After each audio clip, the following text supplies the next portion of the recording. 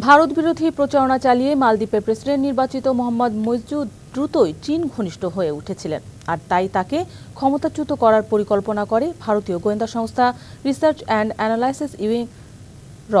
এই পরিকল্পনার অংশ হিসেবে দিল্লির কাছে অর্থ সহায়তা চায় মালদ্বীপের বিরোধী দল। তবে দিন শেষে সেই পরিকল্পনা ভেস্তে যায়। মার্কিন গণমাধ্যম ওয়াশিংটন পোস্টে এ বিষয়ে একটি প্রতিবেদন প্রকাশ হয়েছে। তবে এই বিষয়ে কোনো প্রতিক্রিয়া জানায়নি দিল্লি। ইন্ডিয়া আউট স্লোগান নিয়ে 2023 সালে মালদ্বীপের প্রেসিডেন্ট নির্বাচনে জয়ী হন মোহাম্মদ মুইজ্জু। শপথ নিয়ে দেশটি থেকে ভারতীয় সেনাদের বহিষ্কারের প্রতিশ্রুতিও দেন তিনি।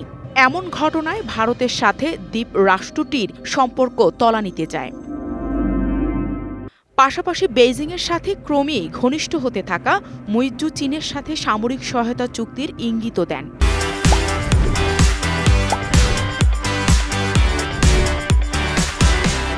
এমন পরিস্থিতিতে মুইজ্জুকে অপসারণে 2024-এর শুরুর দিকে ভারতীয় গোয়েন্দা সংস্থার রয়ের এজেন্টরা মালদ্বীপের বিরোধীদের সাথে গোপনে যোগাযোগ শুরু করে। অল্প কিছুদিনই সাজানো হয় ছক, আর এই ছক সফল করতে দিল্লির কাছে $6 মিলিয়ন চায় মালদ্বীপের বিরোধী দল মলদিভিয়ান ডেমোক্রেটিক পার্টি।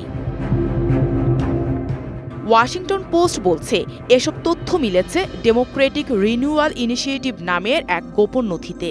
নথি অনুযায়ী মুইজ্জুর বিরুদ্ধে অনাস্থা প্রস্তাব আনতে তার দলের সহ 40 এমপিকে ঘুষ দেওয়ার পরিকল্পনাও করা হয়। পাশাপাশি অর্থ দেওয়ার কথা ছিল সিনিয়র সেনা ও পুলিশ কর্মকর্তাদেরও। তবে নানা পর্যায়ে আলোচনার পরও যথেষ্ট সমর্থন জোগাড়ে ব্যর্থ হয় ষড়যন্ত্রকারীরা। ওয়াশিংটন পোস্টের এই প্রতিবেদনের বিষয়ে এখনও কোনো প্রতিক্রিয়া দেয়নি ভারত। তবে মালদ্বীপের বিরোধী দলীয় নেতা ও সাবেক প্রেসিডেন্ট মোহাম্মদ নাশিদ জানান, ভারতের সাথে তার 2 যুগেরও বেশি সময় ধরে সম্পর্ক রয়েছে।